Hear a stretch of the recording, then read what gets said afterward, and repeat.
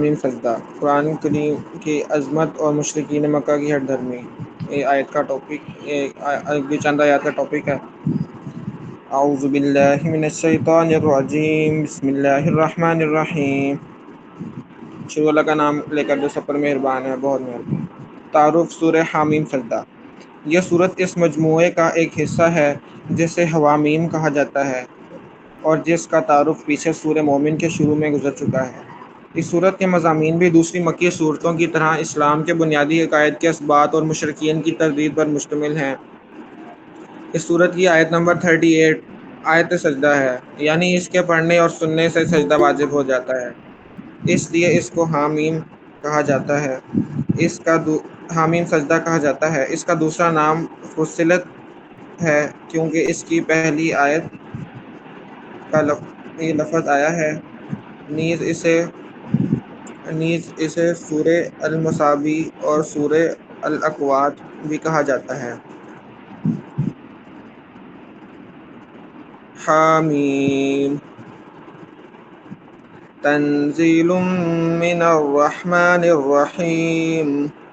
یہ کلام اس ذات کی طرف سے نازل کیا جا رہا ہے جو سب پر مہربان ہے، بہت مہربان ہے. کتاب فصلت آیاته قرآنا عربیا لقوم یعلمون. عربی قرآن کی شکل میں کتاب ہے، اس کی آیتیں علم حاصل کرنے والوں کے لیے تفصیل سے بیان کی گئی ہیں.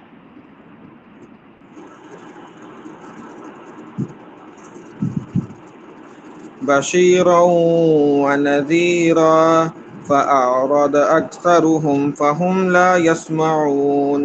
یہ قرآن خوشخبری دینے والا بھی ہے اور خبردار کرنے والا بھی، پھر بھی ان میں سے اکثر لوگ منہ موڑ کر رکھا ہے، جس کے نتیجے میں وہ سنتے ہی نہیں. وقالوا قلوبنا في أكنة مما تدعونا إليه وفي آذاننا وقر ومن بيننا وبينك حجاب فاعمل إننا عاملون. اور پیغمبر صلی اللہ علیہ وسلم سے کہتے ہیں کہ جس چیز کی طرف تم ہمیں بلا رہے ہو اس کے لیے ہمارے دل غلافوں میں لپٹے ہوئے ہیں، ہمارے کان بہرے ہیں اور تمہارے درمیان ایک پردہ ہے، لہذا تم اپنا کام کرتے رہو، ہم اپنا کام کرتے رہے ہیں.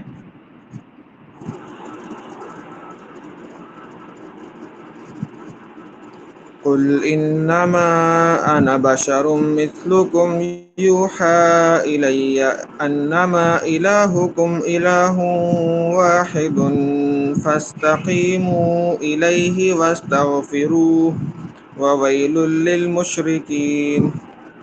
اے پیغمبر کہہ دو کہ میں تو تم ہی جیسا ایک انسان ہوں، البتہ مجھ پر وحی نازل ہوتی ہے کہ تمہارے خدا بس ایک ہی خدا ہے، لہذا تم اپنا رخ سیدھا اسی طرف رکھو اور اس سے مغفرت مانگو، اور بڑی تباہی ہے ان مشرکوں کے لیے.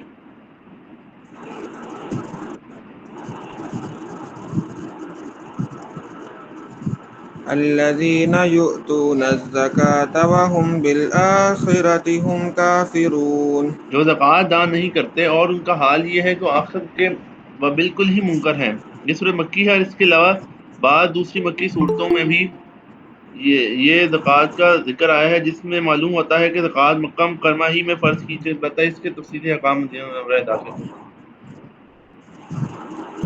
إن الذين آمنوا وعملوا الصالحات لهم أجر غير ممنون. البتہ جو لوگ ایمان لے آئے ہیں، انہوں نے نیک عمل کیے ہیں، ان کے لیے بے شک ایسا اجر ہے جس کا سلسلہ کبھی ٹوٹنے والا نہیں. یعنی کہ جو ایمان لاتا ہے یعنی کہ اسلام پہ اور نیک عمل کرتا ہے، ان کو ایسا سلسلہ ملا ہے جو ٹوٹنا ہی نہیں کبھی، یعنی کہ انفینٹی تک ان کو ثواب ملتا رہے گا. یعنی کہ جنت انفینٹ ہے نا، جیسے انفینٹ ٹائم کے لیے ہے، ان کے انفینٹ ٹائم کی جنت ہے جو ایک نیک عمل کا ایمان لائے گا.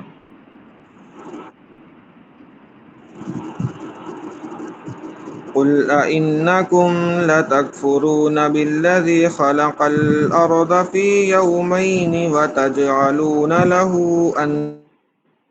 ذلك رب العالمين. کہہ دو کہ کیا تم واقعی اس ذات کے ساتھ کفر کا معاملہ کرتے ہو جس نے زمین کو 2 دن میں پیدا کیا اور اس کے ساتھ دوسروں کو شریک ٹھہرایا؟ وہ ذات سارے جانوروں کی پرورش کرنے والی ہے۔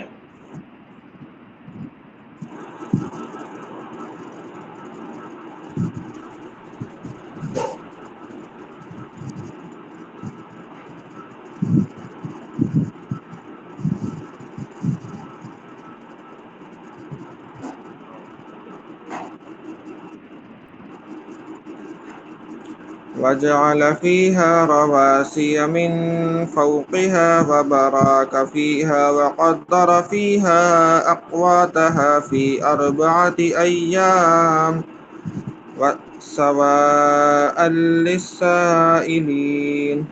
اور اس نے زمین میں جمے ہوئے پہاڑ پیدا کیے جو اس کے اوپر ابھرے ہوئے ہیں، اور اس میں برکت ڈال دی اور اس میں توازن کے ساتھ اس کی غذائیں پیدا کی، سب کچھ 4 دن میں تمام سوال کرنے والوں کے لیے برابر ہے۔ زمین میں برکت ڈالنے کا مطلب یہ ہے کہ اس میں مخلوقات کے فائدے کی چیزیں پیدا فرمائی اور ایسا نظام بنایا کہ وہ زمین سے ضرورت کے مطابق نہ سے مقدار نکالے۔ ان 4 دنوں میں زمین کی تخلیق میں بھی شامل ہے۔ اس کے بارے میں پیچھے فرمایا گیا ہے کہ وہ 2 دن میں مکمل فرمایا، لہذا 2 دن میں زمین پیدا کی گئی اور 2 دن میں زمین پر پہاڑ اور دوسری انسانی ضروریات پیدا کی گئی اور خوراک وغیرہ کا نظام پیدا کیا۔ اس طرح زمین اور اس کے اوپر کی اشیاء پیدا کرنے میں کل 4 دن استعمال فرمائے گئے اور 2 دن میں ساتوں آسمانوں پیدا فرمائے گئے۔ اس طرح کائنات کی تخلیق کل 6 دنوں میں مکمل ہوئی ہے۔ یہ صورت اعراف میں ہم نے یہ عرض کر چکے ہیں کہ یہ اس وقت کی بات ہے جب دونوں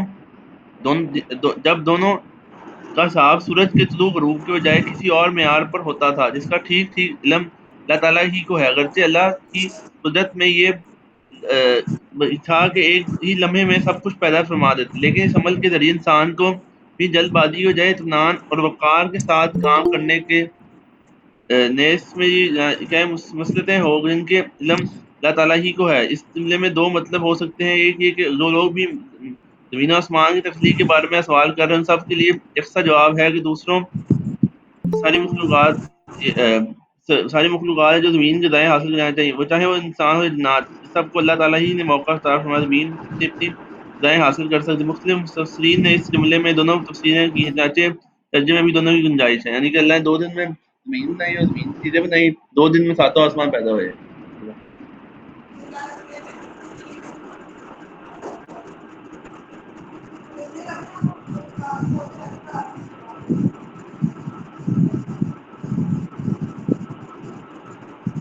بولیے آمین۔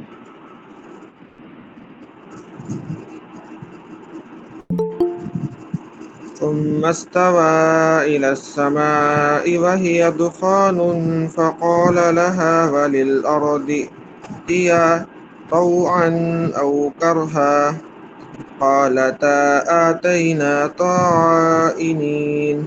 پھر وہ آسمان کی طرف متوجہ ہوا جبکہ وہ اس وقت دھویں کی شکل میں تھا اور اس سے اور زمین سے کہا چلو آؤ، چاہے خوشی سے یا زبردستی۔ دونوں نے کہا ہم خوشی سے آتے ہیں۔ شروع میں اللہ تعالیٰ نے آسمان کا مادہ پیدا فرمایا اور دیا تھا کہ جو دھویں کی شکل میں تھا، پھر 2 دن میں اسے 7 آسمان کی صورت میں تبدیل فرما کر اس کا مستقبل نظام قائم کیا۔ چلو آؤ کا مطلب یہ ہے کہ ہمارے حکم کے تابع بن جاؤ۔ ساتھ ہی یہ بھی فرما دیا گیا جب تم خوشی سے ہمارے حکم کے تابع بننا نہ چاہو تب بھی تمہارے زبردستی تابع بننا ہی پڑے گا، یعنی زمین اور آسمان میں وہی کام ہو جن کا اپنی حکمت مسلط کے مطابق تکوینی طور پر ہم حکم دیں گے۔ تمہارے اندر یہ قدرت پیدا نہیں کی گئی کہ تم ہمارے تکوینی احکام کی مخالفت کر سکو، لہذا اگر تم خوشی سے نہیں چاہو گے تو زبردستی تمہیں کرنا ہی ہوگا جو ہمارے حکم ہے۔ اس میں حقیقت واضح فرمائی گئی ہے کہ انسان کا معاملہ کائنات کی دوسری مخلوقات سے مختلف ہے۔ انسان اللہ تعالیٰ کی طرف سے 2 قسم کے احکام کا پابند ہے۔ ایک تکوینی احکام ہے، مثلا یہ کہ وہ کب پیدا ہوگا، کتنی عمر پائے گا، اس کو کون سی بیماریاں لاحق ہوں گی، اس کی کتنی اولادیں ہوں گی، یہ سب باتیں اللہ تعالیٰ حکم کی تابع ہیں۔ ان معاملات میں انسان کی کائنات کی دوسری مخلوقات کی طرح اللہ تعالیٰ کے احکام کے تابع رہنا مجبور ہے۔ یہاں آسمان اور زمین سے یہ مکالمہ حقیقی بھی ہو سکتا ہے، مجازی بھی، لیکن انسان کو بتایا ہے کہ مقصود یہ ہے کہ تکوینی حکام ہے، چونکہ ساری کائنات اللہ تعالیٰ کے حکم کے مطابق چلنے پر مجبور ہے، اس لیے وہ حکام خوشی سے چلنا یا ان پر خوش ناخوش ہوگا وہی ہے جو اللہ تعالیٰ چاہے گا۔ لہٰذا ایک بندہ ہونے کی وجہ سے انسان کو وہی طرز عمل اختیار کرنا چاہیے جو زمین کے آسمان نے کیا، انہوں نے کہ ہم تو خوشی خوشی اللہ تعالیٰ کے ہر حکم کی تابع کر رہے ہیں، لہٰذا وغیرہ غیر اختیاری معاملات میں جو بات بھی پیش آئی، انسان کو اس پر اللہ تعالیٰ کا حکم سمجھ کر کم از کم عقلی طور پر راضی رہنا چاہیے۔ اللہ تعالیٰ کے احکام کی ایک قسم یہ ہے کہ جنہیں تشریع احکام کہا جاتا ہے، یعنی کون سی چیز حلال ہے کون سی حرام، اللہ تعالیٰ کو کون سا کام پسند ہے کون سا ناپسند۔ انسان کو حکم دیا گیا کہ وہ وہی کام کرے جو اللہ تعالیٰ کی پسند ہے، لیکن اس بات پر اسے اس طرح مجبور نہیں کیا گیا جیسے تکوینی حکام پر مجبور ہے، بلکہ یہ حکام دینے کے بعد اسے اختیار بھی دیا گیا ہے کہ چاہے ان عمل کرے اگرچہ چاہے تو نافرمانی کا راستہ اختیار کرے۔ یہی اس کا امتحان ہے جس کے نتیجے میں اس کے لیے جنت جہنم کا فیصلہ ہونا ہے۔ کیونکہ دوسری مخلوقات کو اس امتحان میں نہیں ڈالا گیا، اس لیے ان کے یہ نہ تشریحی احکام دینے کی نافرمانی اختیار دیا گیا۔ ان کے احکام پر بھی انسان کو خوشی عمل کرنا چاہیے، کیونکہ اس کی ابدی زندگی کے صالح و فلاح اسی پر موقف ہے۔ یعنی کہ دو طرح کے کام ہیں، ایک تو اللہ نے پہلے فیصلہ کر دی، تقدیر میں لکھا ہے کہ جتنی زندگی ہونی ہے کتنی موت ہونی ہے کتنا رزق ملنا ہے، اور ایک تکوینی اختیارات ہے انسان پر اللہ نے فیصلے اتارے نا حرام حلال کے، تو انسان نے اس پہ فیصلہ کرنا ہے وہ کیا کام کرے حرام یا حلال، تو اس کے ساتھ جنت جہنم مل جائے گی۔ پھر ٹیسٹ اس چیز کا ہے جو پہلے دوسری چیز ہے نا، جو تقدیر جو لکھا گیا انسان کے وہ لکھا جا چکا ہے، اس میں کوئی چینجنگ نہیں آئے گی، انسان کو ماننا جو دوسری چیز میں انسان فالو کرے اسے جنت ملے گی۔ زمین اور آسمانوں کی تخلیق۔ فقضاهن سبع سماوات في يومين وأوحى في كل سماء أمرها وزينا السماء الدنيا بمصابيح وحفظا ذلك تقدير العزيز العليم۔ چنانچہ اس نے 2 دن میں اپنے فیصلے کے تحت ان کے 7 آسمان بنا دیے، اور ہر آسمان میں اس کے مناسب حکم بھیج دیا، اور ہم نے اس قریب والے آسمان کو چراغوں سے سجایا اور اسے خوب محفوظ کر دیا۔ یہ اس ذات کی نپی تلی منصوبہ بندی ہے جس کا اقتدار بھی کامل ہے، اس کا علم بھی کامل ہے۔ یعنی آسمانوں کو نظام چلانے کے لیے جو احکام مناسب تھے وہ متعلقہ مخلوق کو عطا ہے۔ جیسے کہ اللہ نے 6 دن میں دنیا بنائی نا، 2 دن زمین میں، 2 دن زمین کی چیزیں بنائی ساری، اور 2 دن میں آسمان بنے، 7 آسمان کے بارے میں آج بھی اللہ نے 2 دن پیدا کیا، پھر محفوظ کر دیا چراغوں سے جا محفوظ کر دیا۔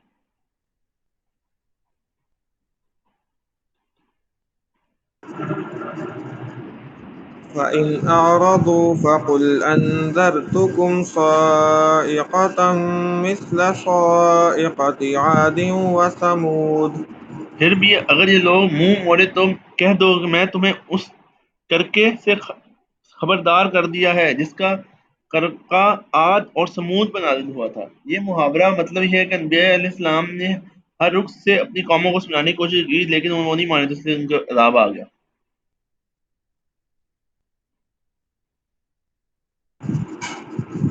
إذ جاءتهم الرسل من بين أيديهم ومن خلفهم ألا تعبدوا إلا الله قالوا لو شاء ربنا لأنزل ملائكة فإنا بما أرسلتم به كافرون۔ یہ اس وقت کی بات ہے جب ان کے پاس پیغمبر کبھی ان کے آگے سے اور کبھی ان کے پیچھے سے یہ پیغام لے کر آئے کہ اللہ سوا کون سی چیز کی عبادت نہ کرو۔ انہوں نے کہا اگر یہ ہمارا پروردگار چاہتا تو فرشتے بھیجتا، لہذا جس بات کے ساتھ تمہارا بھیجا ہے ہم اس کو ماننے سے انکار کرتے ہیں۔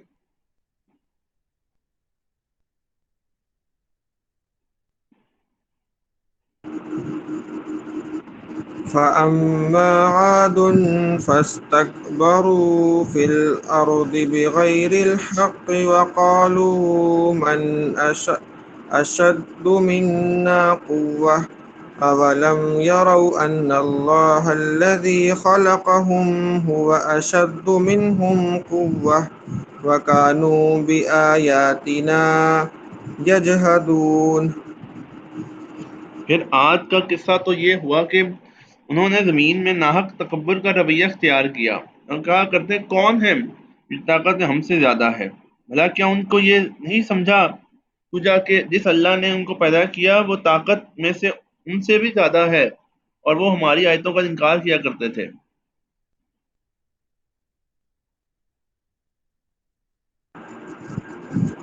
فأرسلنا عليهم ريحا صرصرا في أيام نح- نحس نح- نحسات لنذيقهم عذاب الخزي في الحياة الدنيا ولعذاب الآخرة أخزى وهم لا ينصرون۔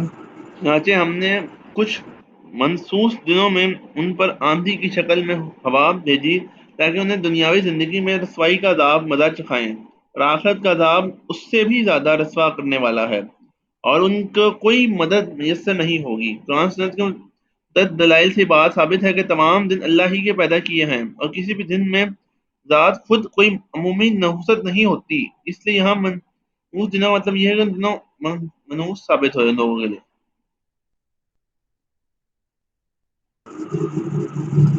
وأما ثمود فهديناهم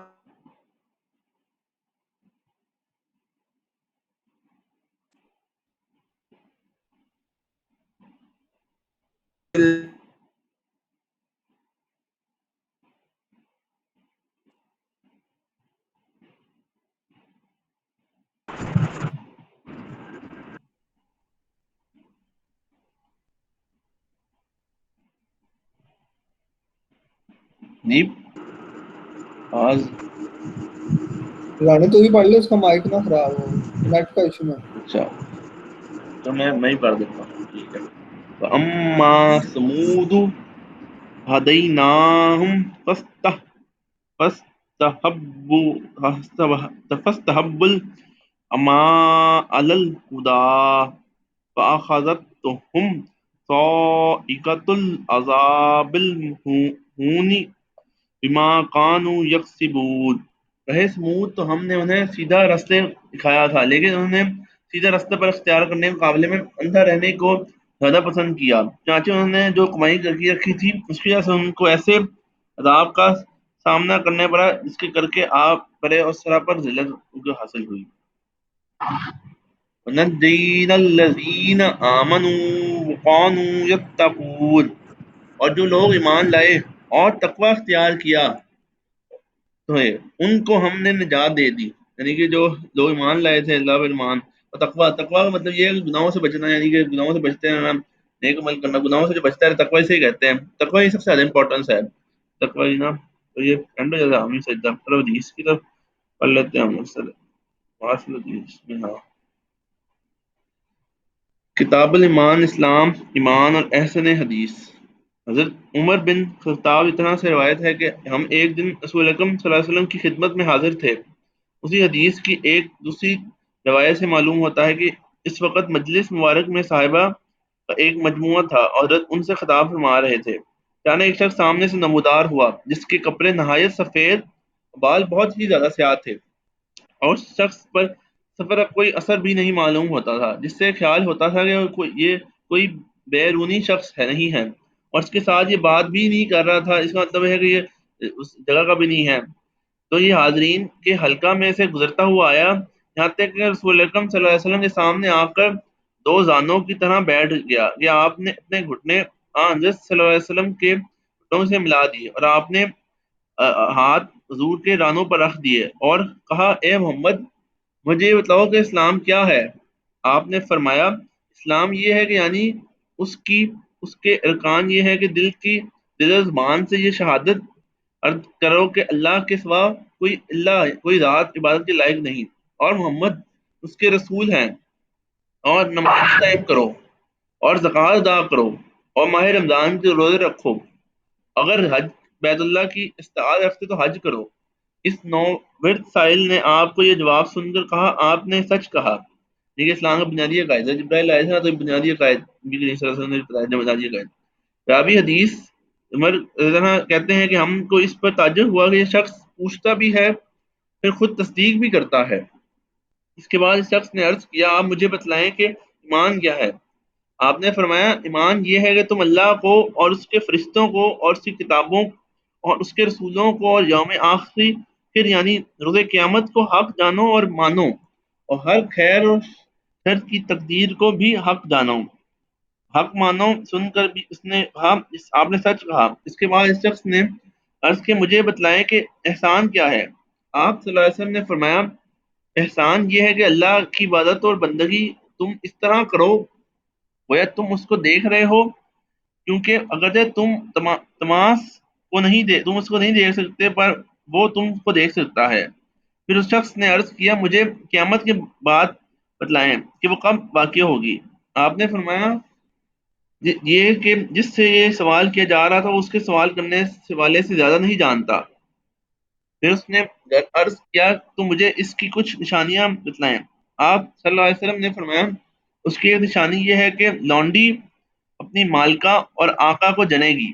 دوسری نشانی یہ ہے کہ تم دیکھو گے کہ جن کے پاؤں میں جوتا اور تن کپڑا نہیں ہے، اور جو صحیح دست اور بکریاں چرانے والے ہیں، جو بڑی بڑی عمارتیں بنانے لگیں گے، اس میں ایک دوسرے پر بازی دینے جانے کی کوشش کرے گا۔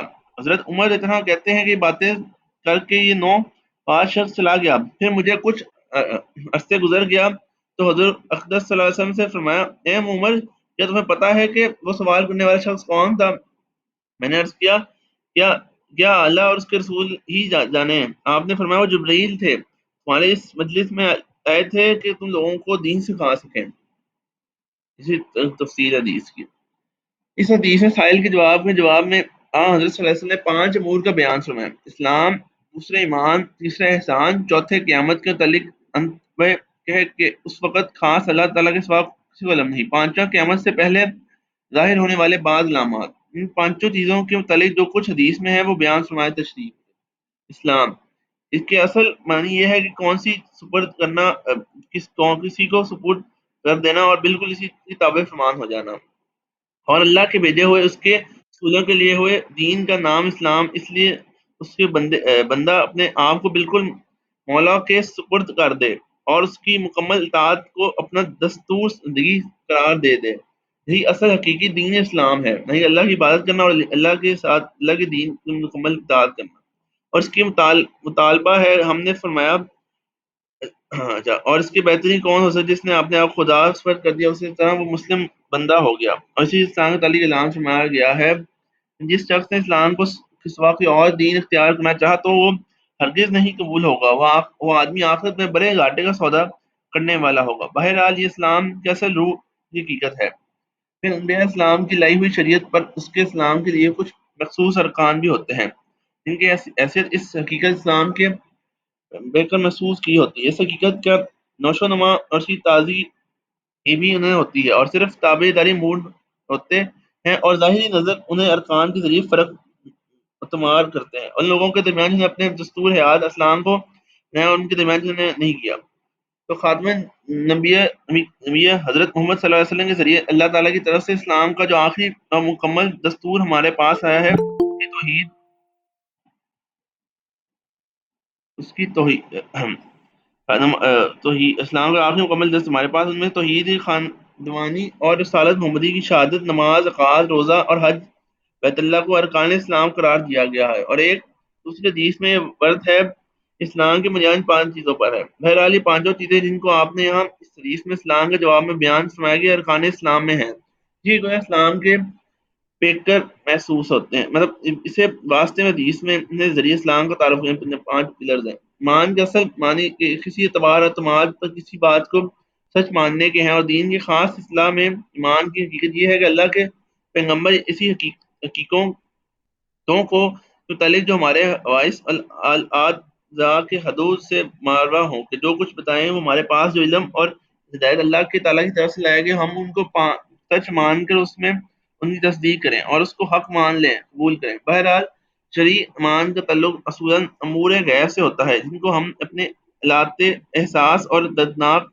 اور آنکھ ناک وغیرہ کے ذریعے معلوم ہی کر سکتے ہیں۔ اصلا اللہ اور اس کے کی صفات کے احکام رسولوں کے رسالت اور وحی اور اور معاد کے متعلق ان کی اطاعت وغیرہ اس قسم کی جتنی باتیں ہیں رسول نے بیان فرمائیں، ان سب کو سچائی کے اعتماد حق دان سے ماننا اصلاح شریعت میں ایمان ہے، کہ غیر کا ایمان، اور اور پیغمبر اس قسم کی کسی بات کو نہ مانے کہ اس کو حق نہ سمجھے ہی اس کی تہذیب ہے، جو آدمی کو ایمان ہے سے دائرہ نکال کفر کے سرحد میں داخل کر کے دیتی ہے۔ بس آدمی کو مومن ہونے کے لیے ضروری ہے تمام چیزوں ان چیزوں اور حقیقتوں جو اللہ کے پیغمبر کی طرف سے لائی گئی ہیں، لیکن سب چیزوں کی پوری تفصیل معلوم نہیں ہے، بلکہ نفس ایمان کے لیے اجمالی تصدیق بھی کافی، البتہ کچھ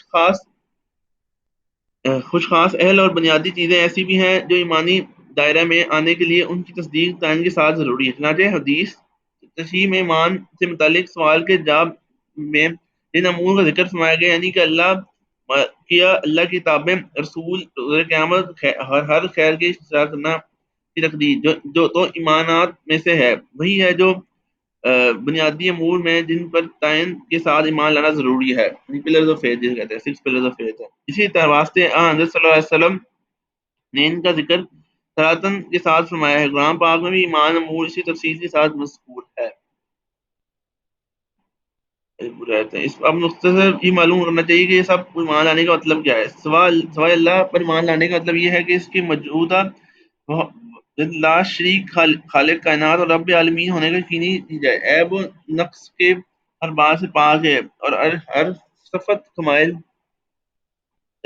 کے کسی منصوص میں، اور مالک ایمان لانے کے مخلوق میں ایک مستقل نوع کی حیثیت کے وجود آئے گا۔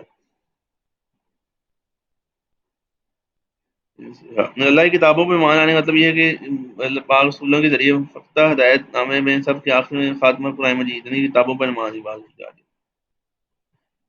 اس سے یہ ہے کہ دنیا قیامت کے دن کی ایمان لانے کی بات ہے، مان یعنی کہ جو یقین ماننے کی دنیا میں جو کچھ ہو رہا ہے وہ خواب سب اللہ کے حکم سے معیشت ہے، جس کو پہلے ہی یہ طے کر چکا ہے، یعنی کہ اللہ نے کیا ہوا ہے۔ یوں سمجھے غلام اپنے آقا کو کی تعمیر وقت جب کہ اس کی موجود ہے، اس کی یقین ہو کر مجھے اچھی طرح دیکھ رویا کے وقت جب کہ آقا کی غیر موجودگی میں کام کرتا ہے۔ ان دونوں وقتوں کے طرز عمل میں فرق ہوتا ہے، عام طور سے یہی ہوتا ہے کہ جس قدر دلی دھیان محنت خوبصورتی ساتھ وہ آقا کو داؤں پر کام کرتا ہے، خوش صوبی سے اس وقت ظاہر خدمت کو انجام دیتا ہے۔ مالک کی عدم موجودگی میں اس کا حال وہ نہیں، یہی حال بندوں کے اپنے حقیقی مولا کے ساتھ بھی ہے۔ جس وقت بندہ محسوس کرے گا میرا مولا حاضر ہے، تو میرے ہر کلام تو وہ اس کی خاص کیفیت اس کی بندگی میں ایک خاص شان نیاز رکھتا ہے۔ نماز کے امپورٹنس سے پورا ہے کہ ہم گھر میں ہاں ایک یہ کہ لونڈی اپنے مالکہ آقا کو جنے گی، اور دوسری یہ ہے کہ نادار اور نگے اور بھوکے لوگ جن کا کام بکریاں چرانا ہوگا وہ بڑے بڑے عمارتیں بنائیں گے۔